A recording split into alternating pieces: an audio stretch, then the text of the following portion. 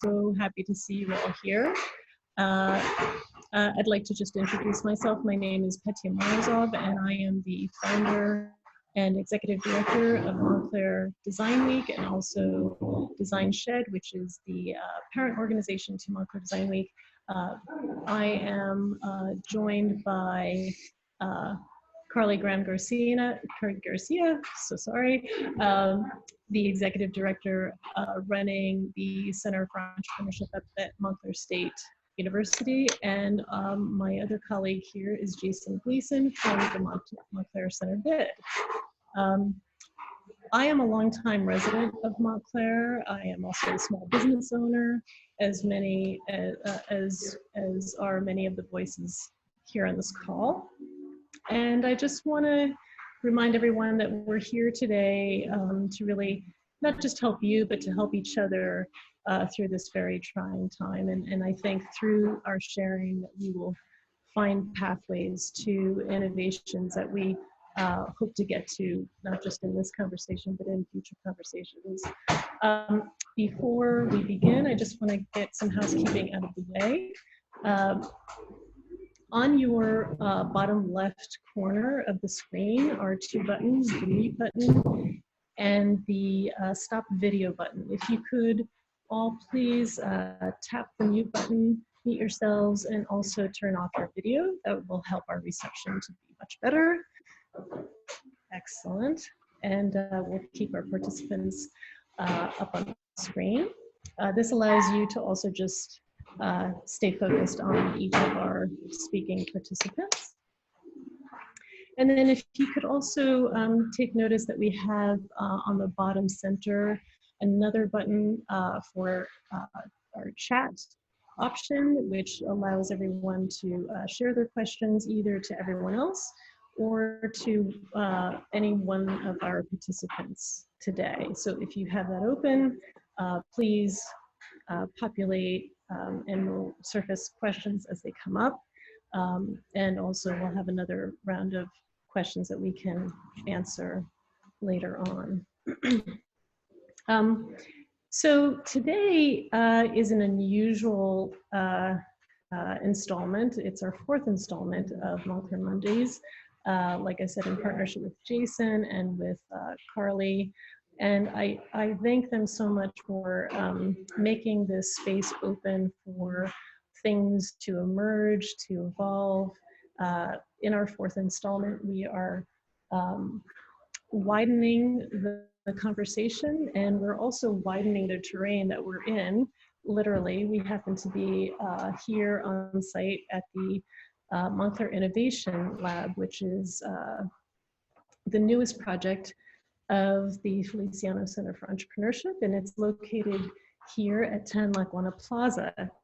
And we're going to be hearing from Iain, Kerr, Carley, and also Jason Frasca, who have been all very, very involved in the development of this amazing lab. And we'll hear how it's functioning as we speak. We happen to be here. I'm just going to flash very quickly so you can see we have a room full of volunteers working tirelessly to make face shields. We'll get into that in a little bit. We felt like getting together would allow us to pool our resources and to be able to see this become a platform for new ideas to emerge. Our first session, if you were able to join us, was on state and federal aid. Our second was on rent and overhead relief. Last week, we put a spotlight on local businesses who are radically pivoting in this time of COVID. And I would say that the biggest takeaways from last week was how we find ways to collaborate more with each other, how to support our business neighbors, and to see the possibility in being a mission-driven business, which were all very beautiful and open-ended possibilities for us to take into today's installment. So today what we're focusing on is the new face of Main Street, and we're going to be learning from our participants how we can start to reimagine the look and feel of our business districts. We're going to take this topic into two scales. In the first part, we're going to be looking at the scale of brick and mortar storefronts. And then we're also going to be looking at the scale of Montclair at large as an economic engine of our region. So diving into the more local scale, we'll be talking with Carley, as well as Iain Kerr, co-director of MIXLAB, and Jason Frasca, who also is co-director of MIXLAB. And they'll be telling us what's happening here at 10 Lackawanna Plaza and how they hope it will serve Montclair. And then later on, Jason Gleason and I will be jumping scales with our next round of participants on a conversation with Jen Boble, the owner of Pure Energy Hair Studio and a Montclair Center bid member. Jaime Izorieta, founder of Storefront Mastery, and Laura Torchio, planner and director of education at Project for Public Spaces. And then in our last 10-15 minutes together, we're going to experiment with a more participatory format that we're very excited, and you're all joining along with the experiment. We have never done this before, but we will be asking registrants starting, I think we started already with this, this session, we'll be asking registrants to submit ideas for topics that can happen in breakout discussions at the tail end of our session, so that it's a place where participants can meet each other, network, brainstorm, share stories, any way you'd like to use that space, and then regroup and share and report back to the group at large. So as I said, we are hosting here in this amazing transformed space. It was at some point Bob Brown's beauty studio. And if you don't know this pocket of downtown, it's on a wedge that's shaped around Crane Park, and it's a very diverse set of edges here. To one side we have Lackawanna Plaza, and to another side we have Montclair's first public housing projects, the Children's YMCA to the north, and then along the street here we have a number of very diverse businesses, and Crane Center right in this Crane Park right in the center, and even just our neighbors are quite diverse. We have on one side we have the Architect's Studio, Fitness Studio, and to the other side we have Montclair Auto Parts. In this diverse cross-section, we think could hold some clues as to how commercial areas might be able to evolve. And so I think it's poignant that we are able to host the conversation today here in this space. So I was hoping if Carley and Iain can turn on their screens, as well as Jason. And so the story of how this new lab has come about, it has taken quite a while, but you know, as long as I've known Carley, she is a real go-getter and has really championed this idea for, you know, for as long as I think you've been in your position.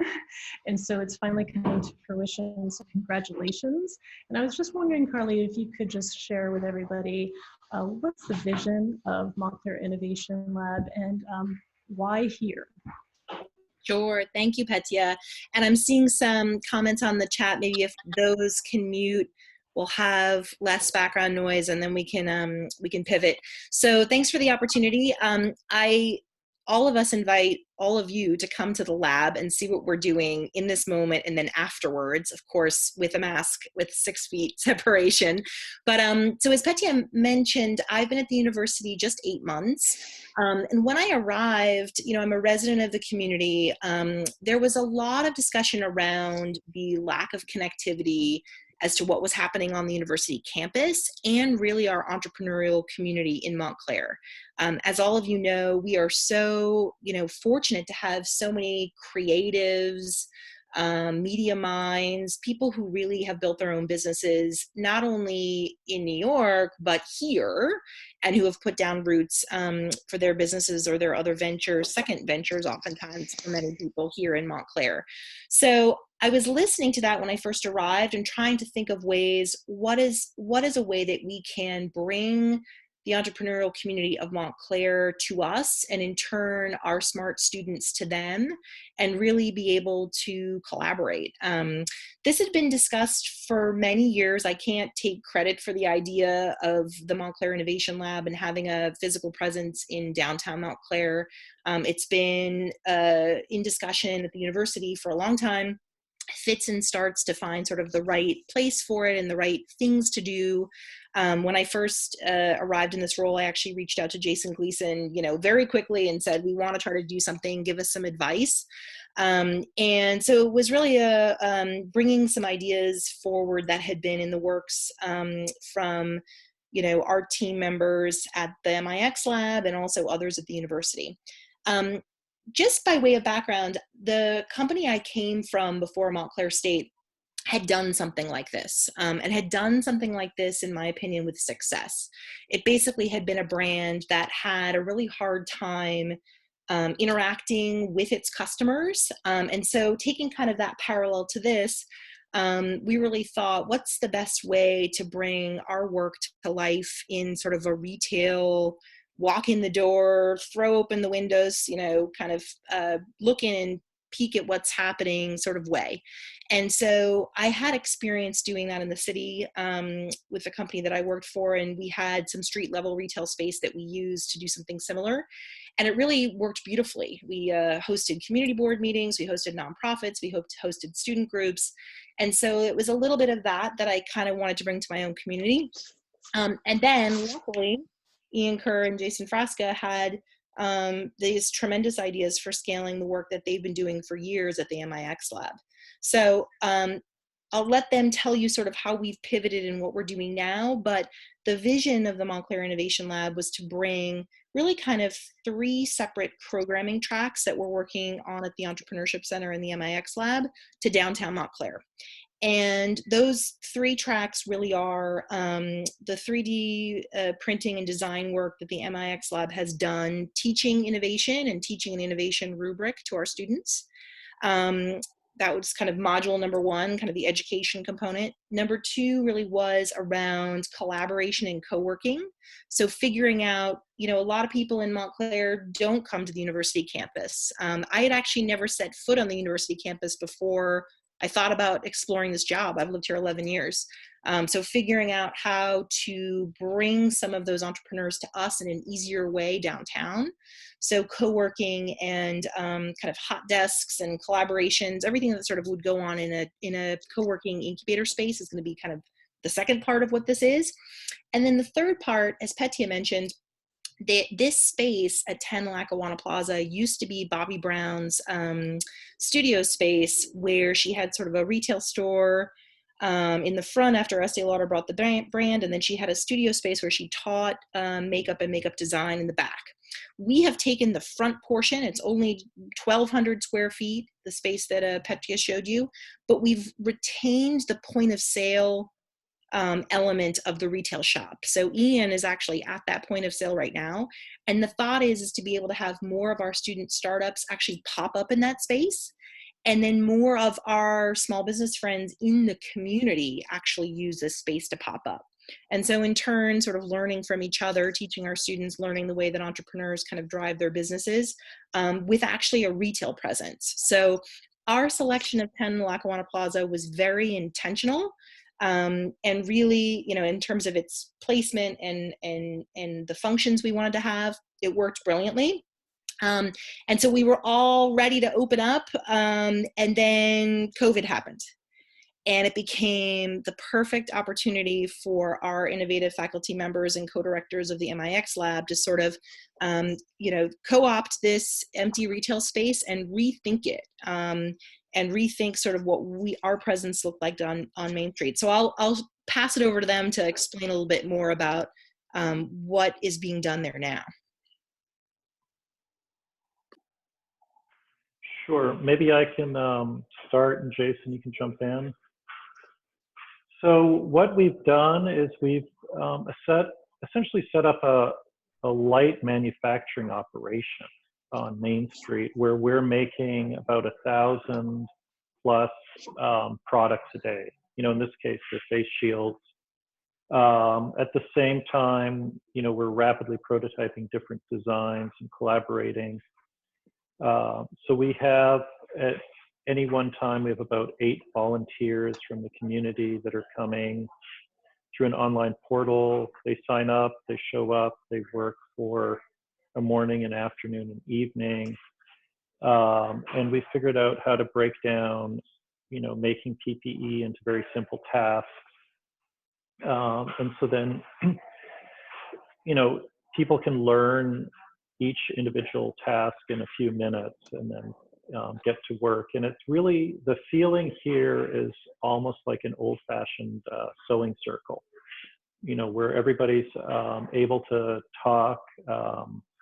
It's one of the few social spaces in the age of COVID, you know, where we're all wearing masks, except for at this moment. I'm not, but, you know, we're talking in this muffled way about our lives, about plans, about ideas. People are dropping in with design suggestions who volunteered the day before. And in a way, we're actually making community, and we're making resilience, and we're developing a sense of collectivity and mutual aid. And I think it's already a type of lab to think about the future in a way because of that. Jason, do you want to? Yeah, which I think segues perfectly, Iain, into the conversation we were having earlier this morning, Carley, about what is the future of the 10 Lackawanna space, right?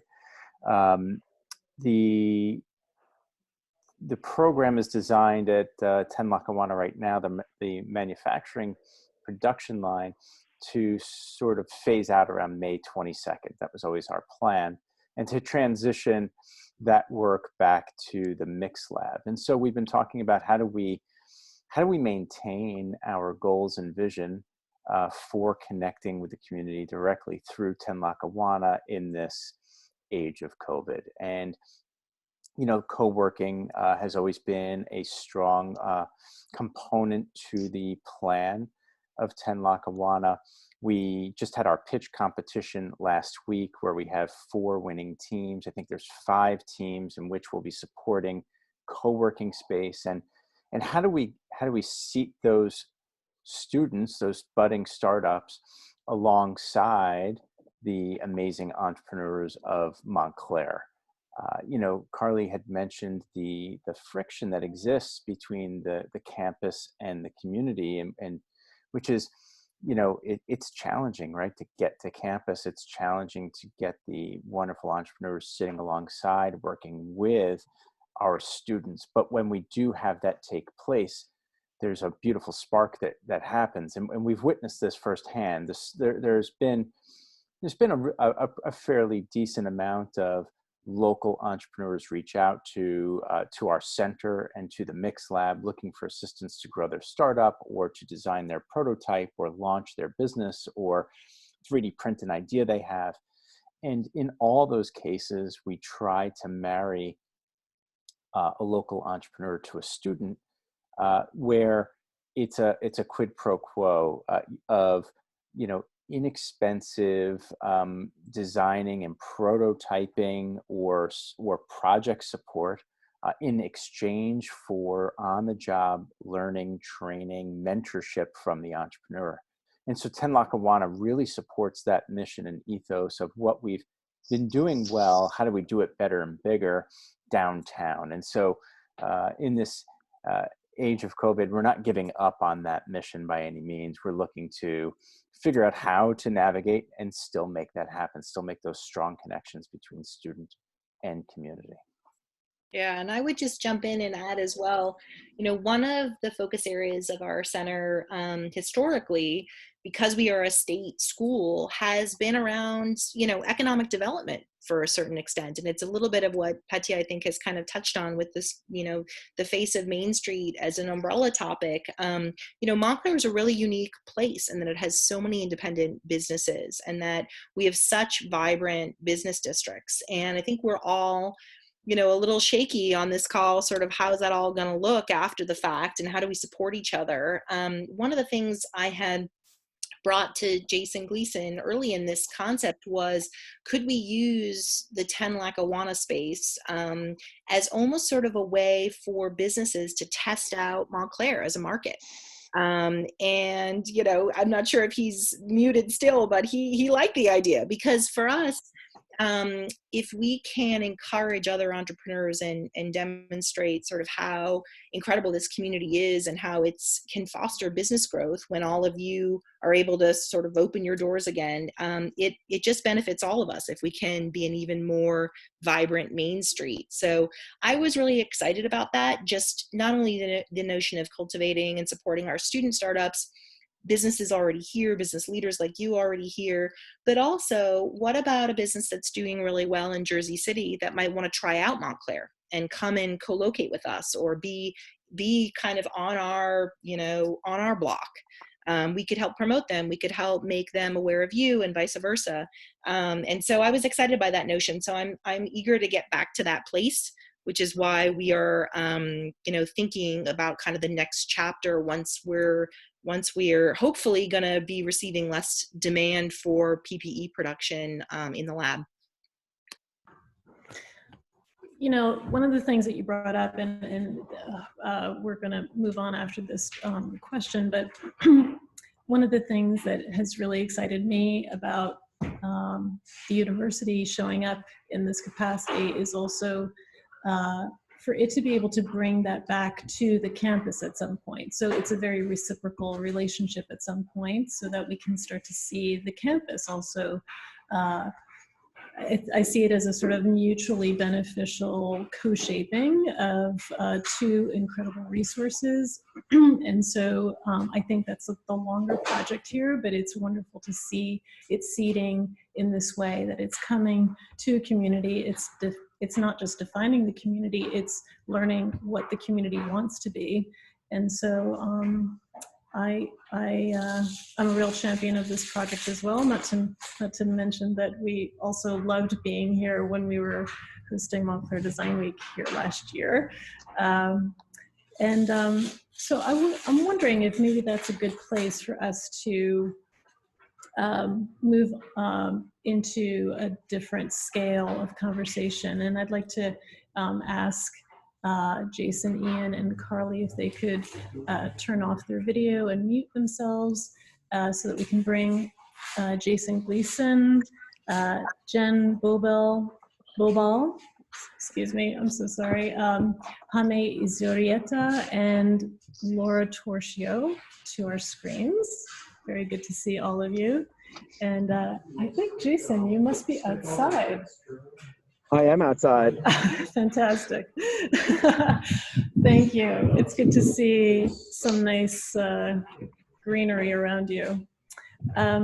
So I thought this would be a great chance to also see some of the other innovations happening locally, but also how does this collectively start to shape Montclair?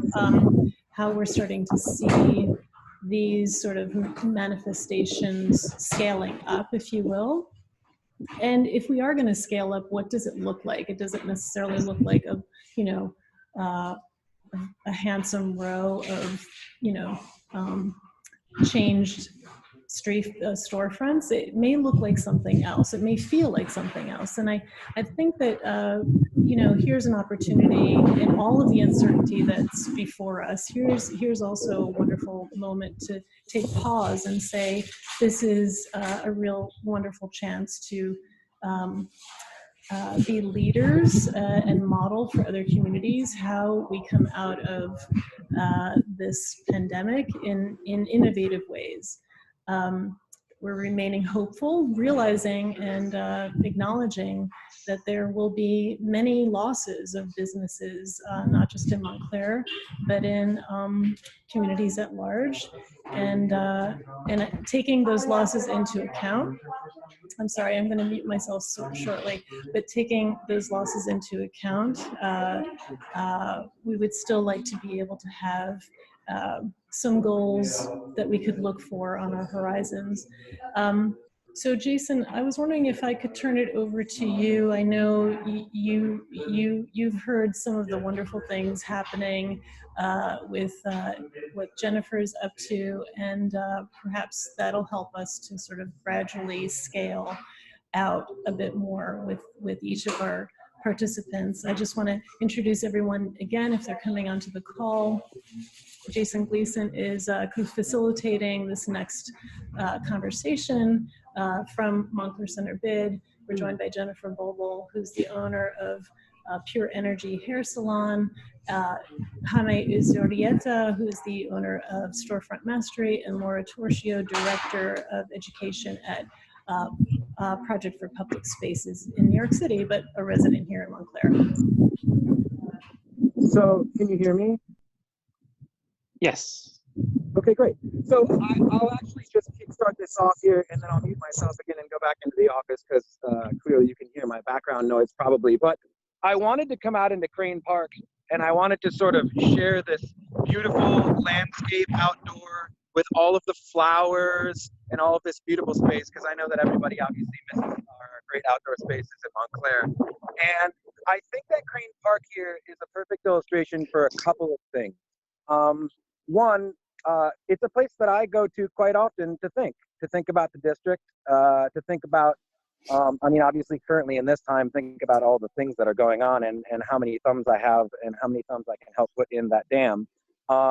But I think it's also a perfect illustration to what Petia was talking about, where, you know, this concept of it's easy for us all to get very lost in this idea of scaling up. But I think, and this is a question that I've been asking myself on the daily, I even have it written on my chalkboard when I walk into my office, and it says, you know, what does welcome back look like, and how can we help write the rules of the new norm? So this space here in Crane Park, for those of you who were not ever in this space before it was beautifully transformed, was a little run down, and it wasn't the place that I saw many people sitting at the benches reading and thinking and conversating with each other. And it really just got me to thinking of how many hands went into the pot of redoing this beautiful space here, and how now it is and it can represent that sort of base level for us in the district. In a way that I mean that this is now a space where people come together, have conversations, be inspired, think about their space. And I think that there's a lot to take away from the beauty that is in Crane Park right now, and sort of thinking about how to adapt that into our space that is not only for myself, the downtown commercial district in Montclair, but Montclair as a whole. So more so than getting into any specifics, I wanted to help kickstart being an inspiration for you all, and show you these beautiful flowers. Well, thank you, Jason. Jennifer, would you mind sharing with everybody here what you have been working on and developing with your storefront? Yes. Hi, everyone. I was approached by Mary Z. She was the owner of 73C Gallery and Design on Pine Street. They were there from about 2011 to 2018. She approached me about 2 weeks ago about the idea of putting together something that would encourage business owners and landlords or artists to display, to have art installations in their storefronts, whether they're vacant storefronts or they're temporarily closed, just as a way to bring hope and inspiration in the community. And I thought it was a great idea. She thought I had great window space, and so therefore she reached out to me. And you know, I come to my salon every day to work, to work on things, and it could be a little depressing, seeing all the stores closed, and aside from them being closed, a lot of store for rent signs, and it's just a little depressing. And I think about people coming into the community and not seeing a lot of inspiration lately. So I thought it was a great idea to get this project started. She came up with the name of it. It's called Seeds of the Future.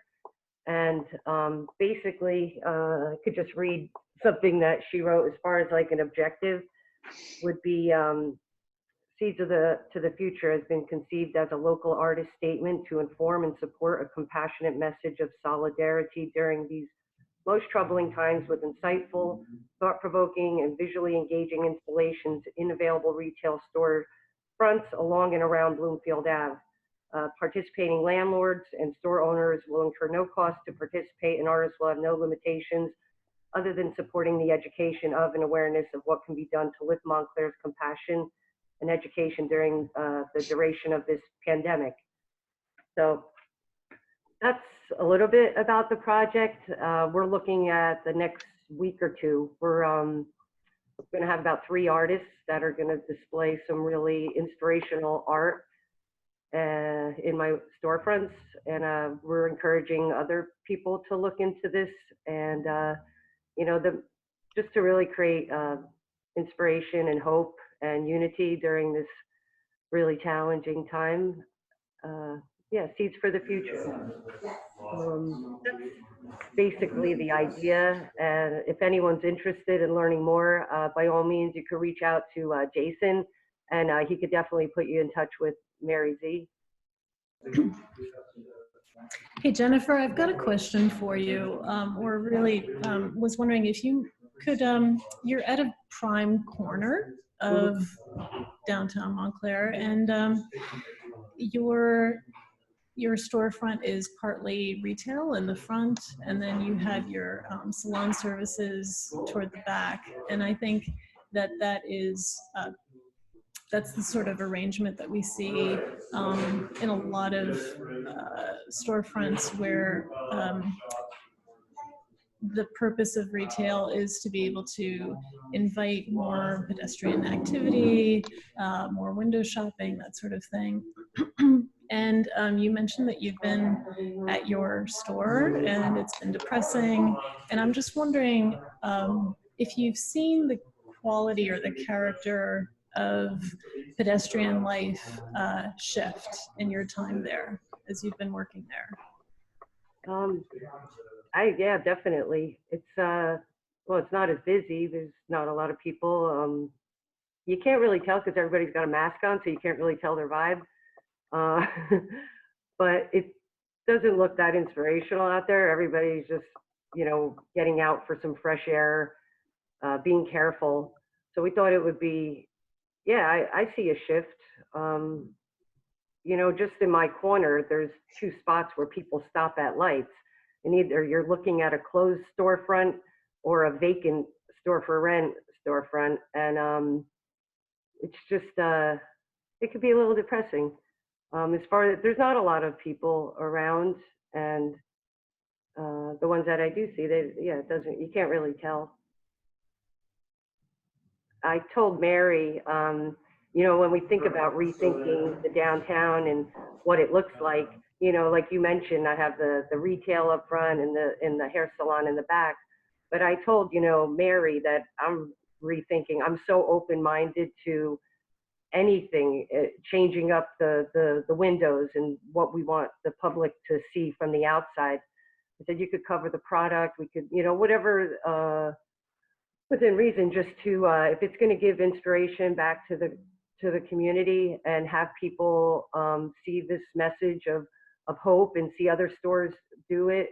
I think even with maybe losing some store businesses, that we could be a community that says that, we're together in this, and we want to do the best we can. And I know, like with Art Connects last year, you know, creating the 4 murals was such a great success, and to have people coming to see those murals, bringing new people into Montclair, maybe we could do it with storefront windows and, you know. So. Yeah. Jason, did you want to introduce perhaps one other person in this conversation? It's very relevant to what Jen is talking about. Absolutely, absolutely.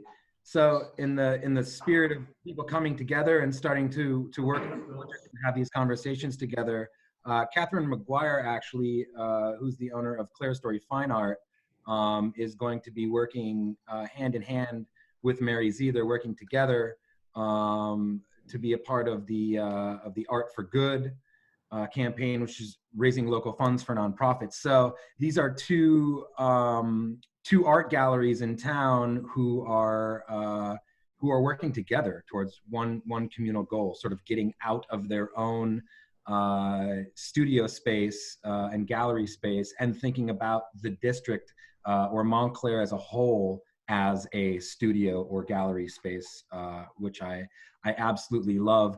I know we were going to be encouraging some breakout sessions afterwards as well. So when we're starting to get close to the end there, I'd love to introduce Catherine and any of you who are business owners who are looking for some art in your spaces. By all means, I encourage you to join that breakout session and start having the conversations.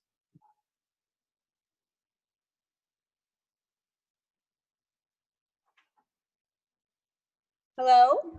Will we be, Catherine, are you there? Okay, great. Here, maybe it'll let me. I'm controlled, the video is controlled by the host. Oh. The host has stopped it. Ah, interesting. Oh, there we go. Okay. Hello. Okay. Hi, everybody. Thank you so much. Yeah, I was just on, it's nice to see faces. I was just on the phone with Mary right before this call, and we were talking about the goals of both 73C Gallery when it was open, and also Clear Story Fine Art, and there's a huge community factor that's a part of it. And I believe Luther Fleury had approached one of my artists, the documentary photographer Armando Diaz. Yay, there he is. I'm here. Who's been doing really amazing, you know, photography of life in Montclair in the quarantine. He's been documenting life in Montclair from all different angles for years, and now more than ever, it's relevant to see the beauty in our community. So we're talking about showing his pieces in some storefronts and getting photos printed, but also we're doing an Art for Good campaign with the gallery where 15% of all sales will go to a nonprofit each month that's locally based. In April, we're doing the Montclair Inn, which is the residence for seniors. They provide affordable housing and meals. In May, we're looking to work with Sophia to start out fresh intervention advocates. So Mary and Mary's project with Pure Energy is really focused on getting art out there and talking to the business owner about what art would sort of sympathize with the message of the business and sort of creating a curated artistic platform, and also provide awareness about, I think she had mentioned about some gardeners with the Northeast Coalition and having it thematically based. For Clear Story, our initiative is not only to spread information and awareness about, you know, these local resources and community, but also to raise money for people who really, really need it. Start Out Fresh Intervention Advocates works with women and children of domestic violence, which rises dramatically during times when daycares close and there's extreme family stress, which is clearly now. So we want to do things that are, you know, a trifecta of helping the community, helping our artists, raising awareness, and additionally just beautifying our space and improving those storefronts.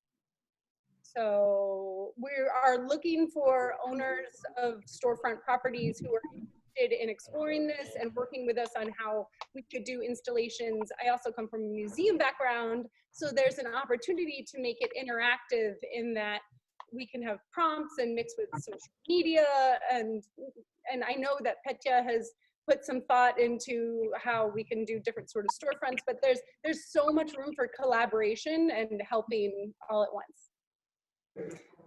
That's great, Catherine. Thank you so much. This is such a great energy that you guys are bringing to this conversation. And I would love if we could invite Jaime and Laura to speculate on all of this with us.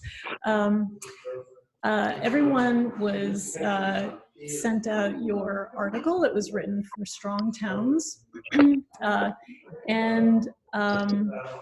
I guess if we could ask Jaime and Laura to help us understand why the scale of an individual storefront, however it might take shape, helps us in us understanding the long view of Montclair's future. And Jaime, I wanted to start it with you, just building on the article that we shared with our participants called Building Strong Towns One Storefront at a Time. And it's interesting to note that this was actually just written February 5th, which was right before things really blew up. And I wanted to pull out one statement if people haven't had the chance to read it. I just wanted to pull out one statement and ask you to elaborate.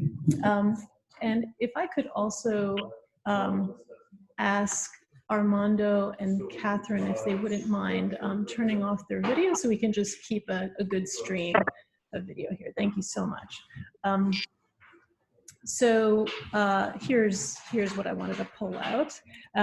This is a new kind of retail culture in which the business model is not the sale of products, but the stewardship of values. Business owners become key parts of a supply chain that is vested in its urban context. In consequence, the design of their stores tends to be very generous with the sidewalk and street. They will instinctively use any props available to contribute to build civic values and transform their storefronts into community hubs. And this is really where my interest is piqued.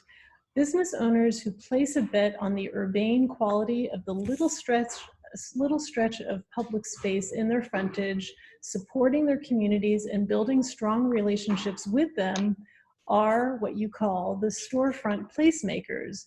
Whether or not they know it, they are part of a movement.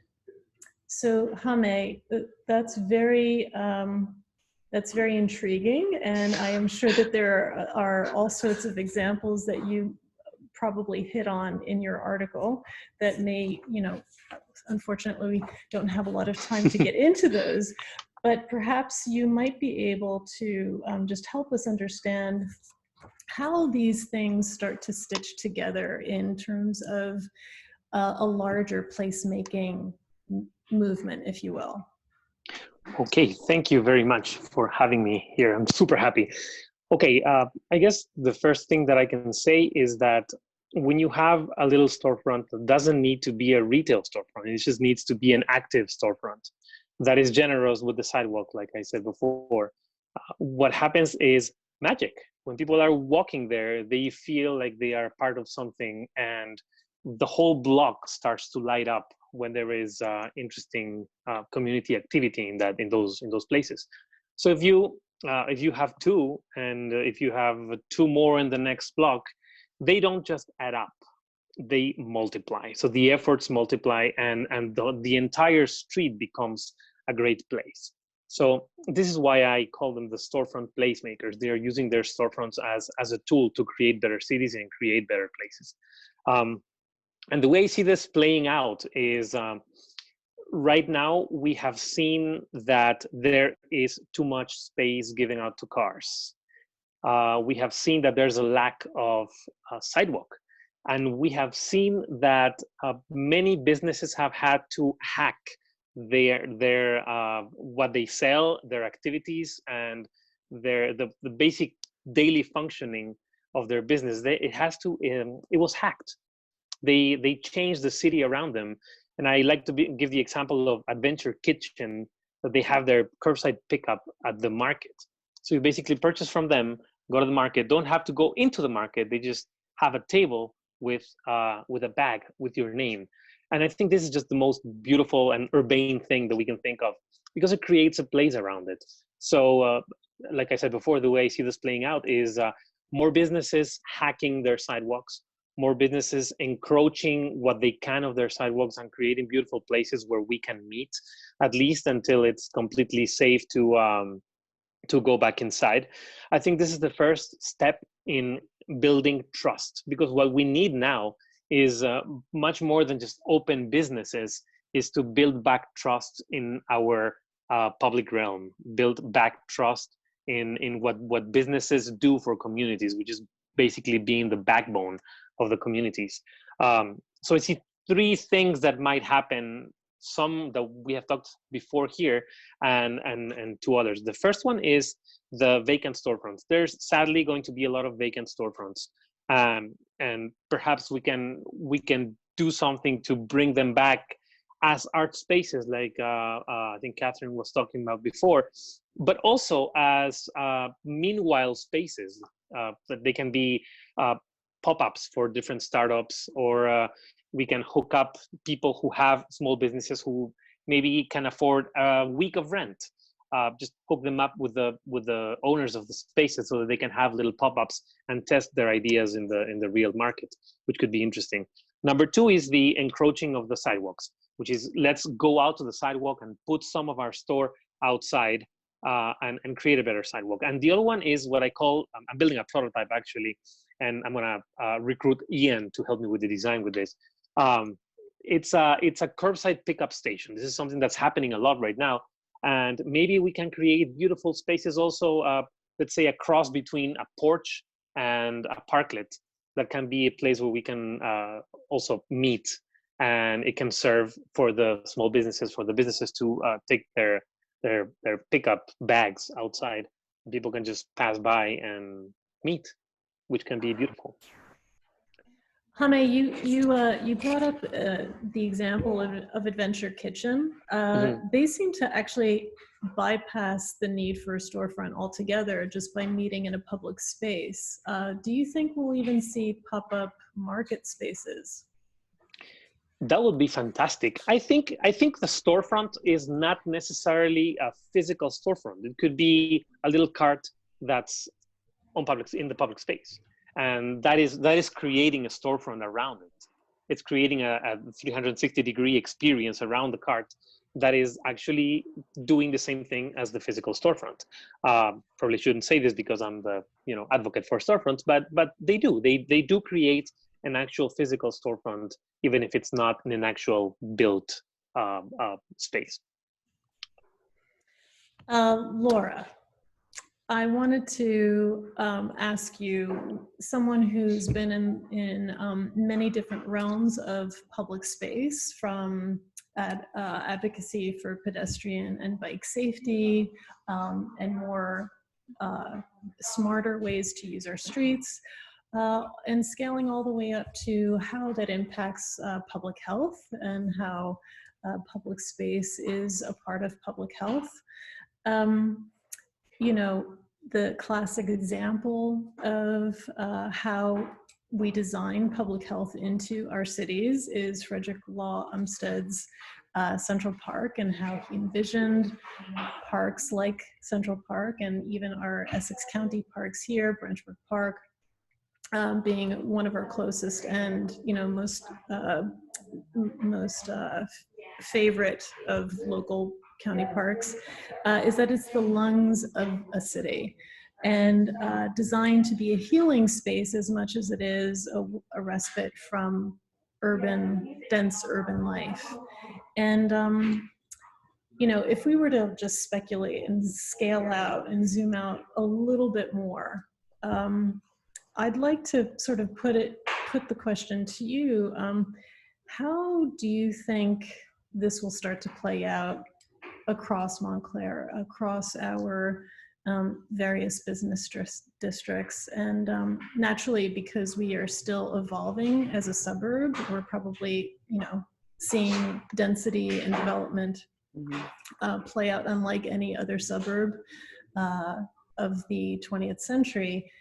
What do you think this might mean for that kind of entrepreneurial spirit that Montclair seems to be so well known for? That's a big question.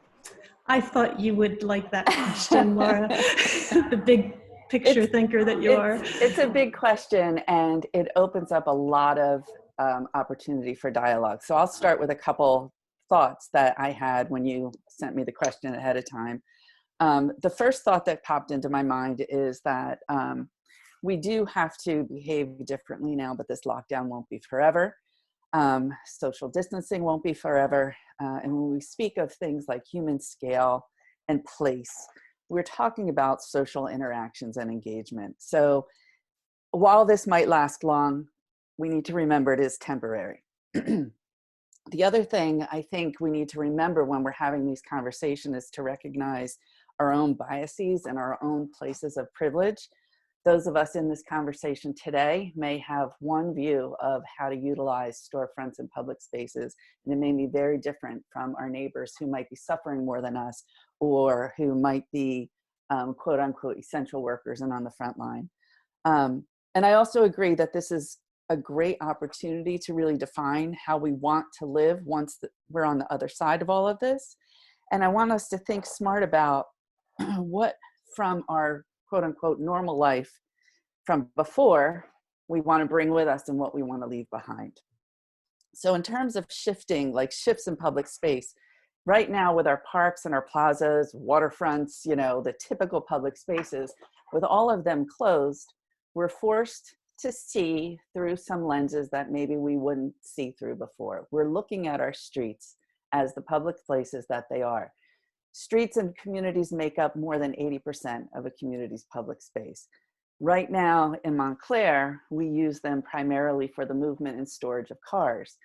But as COVID has happened, we see that we can't social distance on our narrow sidewalks, and so we're spilling out into the streets.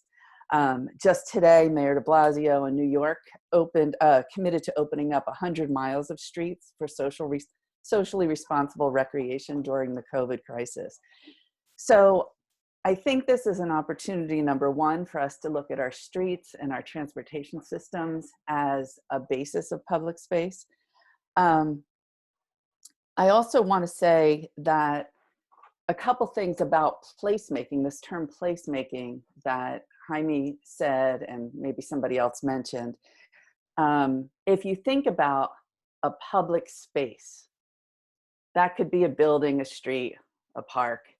But once there are things that happen there where you've had experiences there and you've had some kind of engagement in the making of that place, like I raked and planted in Crane Park, so now that's my park, right? Once you create experiences in a public space, then it becomes a place because it becomes yours. When Java Love put out chairs in front of their store, it suddenly became not just a coffee shop, but a place to hang out and meet your neighbors and have conversations and be one of those third places that entrepreneurs can think about new and interesting ideas. So that's one thing, experience. The other thing is that we are human and we're talking about human scale. And that's why I want to remind us that this is temporary. And even though we're finding innovative ways to get through this, we do want to get to the other side and remember that great places have lots of uses and lots of activities. They are comfortable and they reflect the image of the community. They give us a sense that I belong here, right? They're accessible and they're linked to other great places and they provide opportunities for us to be social with one another. And I just want to stress that whatever ideas we have, we need to follow the rules of improv comedy and start with yes and say and just build on each other's ideas and then try it. The whole, the secret sauce in placemaking is iterate, iterate, iterate, iterate. Just keep trying stuff and see what works, and what works you keep and what doesn't you leave it behind. And so that's like the basics that I think that we can look at this through, whether we're looking at storefronts and the feeling of our block, or if we're looking at an entire stretch of transportation network that we might want to change and create like little destinations, like gems on a necklace, and ways to get there through other means where we actually have time to stop and look at the mural and look at the storefronts, and we're not just circling the block looking for that sweet parking spot. Laura, you're always so inspiring, and I hope that we're all feeling very, very jazzed about spilling out onto our sidewalks. And I think that that has also sort of raised a few questions, and just wanted to ask everyone to pay attention. Some of these questions may or may not be relevant to you, but I would love for everyone to chime in. I think we're seeing sort of a general set of questions and conversations around how can local government get involved in realizing this vision, what sort of ordinances are in place or not in place to be able to support some of the kind of iterative design placemaking strategies that you're speaking about. You know, right now we seem to be in a moment where there's very little oversight, and so I would say that there's something really tremendously powerful about this moment being where so much uncertainty is across the board, that people, whether they feel empowered or not to make a change, they are having to make a change almost forcibly. And so if you were to actually take more ownership of that and to test an idea out for your storefront, this would probably be the best time to do it. Not only is it, I think, an invitation for people to experience your sidewalk in a different way, to take pause. But the mindset of people right now, and I'm so sorry for the sound in the background, but the mindset of people has also shifted because we're not window shopping, because we're not hanging out at cafes. Our experience, our public life is now in a space of leisure, which I think a lot of people are still trying to get used to what that leisure is like.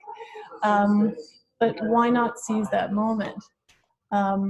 So we have a question, or actually there's a sidebar conversation happening, which is fantastic. John Sullivan is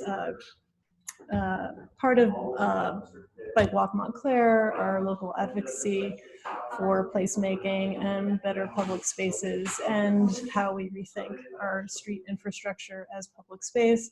We're seeing a really wonderful, rich conversation here. I think it would be fantastic if we had that as a breakout discussion. I would encourage John, if you are interested, to be involved in a breakout session around how there could be partnerships with business districts and government to be able to help enable some of these ideas that are brewing now.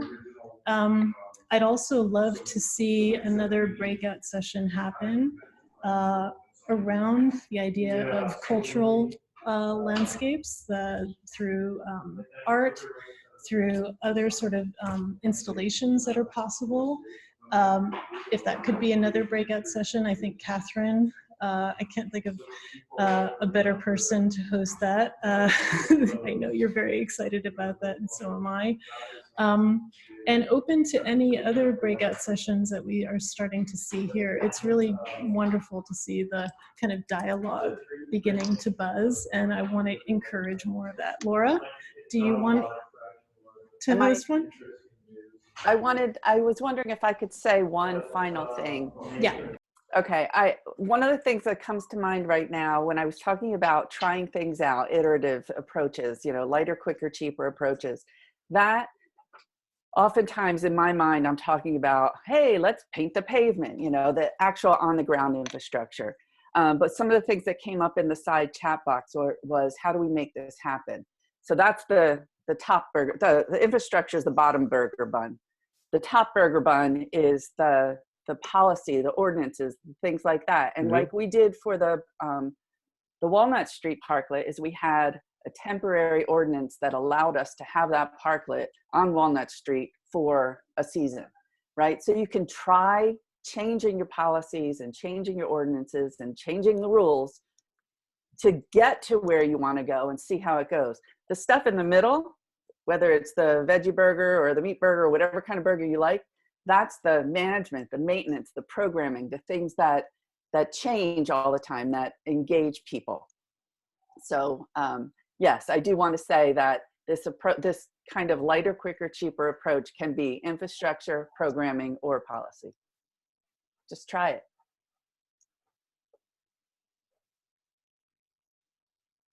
I am going to unmute myself. I would love to, if there are any other questions, let me just take a quick look. There's been several coming through.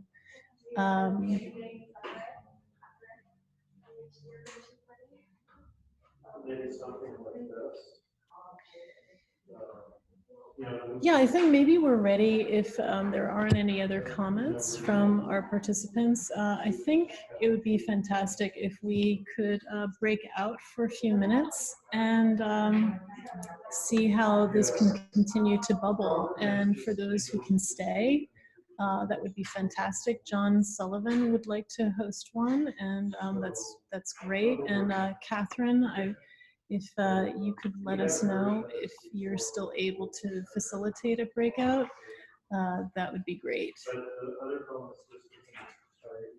Excellent. All right. So, George, is it possible to create those 2 breakout rooms and help us move into that next phase? So I can create these breakout rooms. So it seems like we have 2, maybe 3 so far. But it's going to take a little bit to sort everyone into them. So if you're interested in being in one of these breakout rooms, please just put the topic of the breakout room in the chat, and I will try to sort you into that room. So I think we have one on.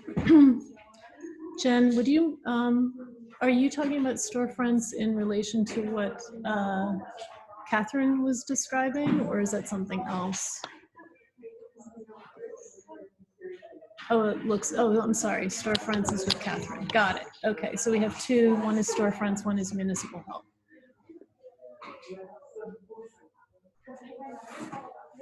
So the 2 breakout sessions, I think in our municipal health breakout session, that'll be hosted by John Sullivan. I believe that conversation is really along the lines of what Laura was discussing. How can these partnerships really help each other and evolve in ways that allow municipal support to come and meet some of these sort of on the ground ideas and meet that kind of excitement. And then the other breakout discussion is around how do we rethink our storefronts along the lines of what Jen and Catherine were describing, thinking about sort of provisional cultural spaces that can be adapted to our existing storefronts. So they're both places of wonderful conversation, and invite everybody to state in the chat space which breakout session would you like to be added to.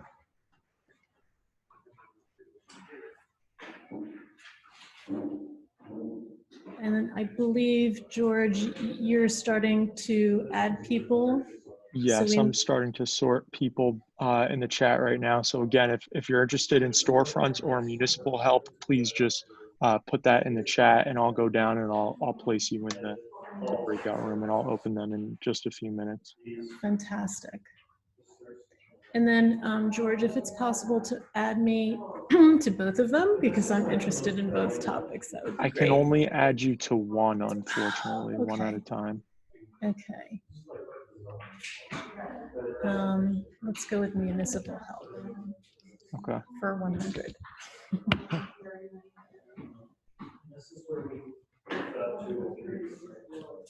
And for anyone who has to leave and isn't able to stay in the breakout session, please be on the lookout for next week. We will, in our registration form, we will include the same question asking anyone who would like to host a topic in our breakout session. You have a week to think about that, and we hope to be able to continue this format and tease out and fine tune the way that we're handling it. We won't have this background sounds for next week. And so for those of you who have to leave, thank you so much for your participation. And the recording will be up on Montclair Center Bids website, as well as Montclair Design Week's website. And to the participants who aren't able to stay, thank you so much for adding such rich and complex perspectives on this topic. It's one that will take many more conversations to tease out, which is why we're hoping that we're seeding those conversations to carry into the future. So thank you again for everyone who has participated. So I'm going to open the breakout rooms in just a minute. All you'll have to do is there will be a prompt on your screen and you'll simply hit accept, and that's going to be it. And then you're going to be sent to that breakout room. Thank you so much, George, for making that possible. I'm sure I'd like to see the back end of how you're getting everybody added. There they go. Fantastic. Which one were you looking to go in? Municipal help, please.